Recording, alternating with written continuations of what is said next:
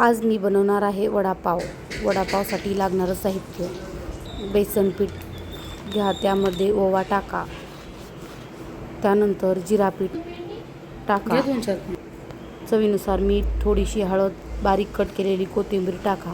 त्याला चांगल्या प्रकारे करून घ्या, गाठी होऊ देऊ नका.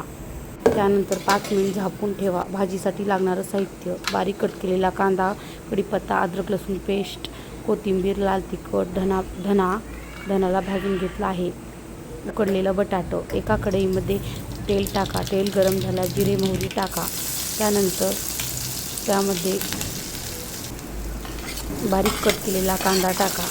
त्याला मिक्स करून घ्या. लालसर झाल्यानंतर लाल तिखट, हळदी पावडर, चवीनुसार मीठ टाका. गरम मसाला, धना टाका. त्याला 2 मिनिट मिक्स करून घ्या. आपण बघू शकता. त्यानंतर उकडलेले बटाटे टाका. त्यालाही मिक्स करून घ्या. त्यानंतर बारीक कट केलेली कोथिंबीर टाका. त्याला चांगल्या प्रकारे अशा प्रकारे करा. त्याला एका प्लेटामध्ये टाकून घ्या. थंड होऊ द्या. गॅसवर तेल ठेवा. त्यानंतर त्याचे अशा प्रकारे गोळे करून घ्या.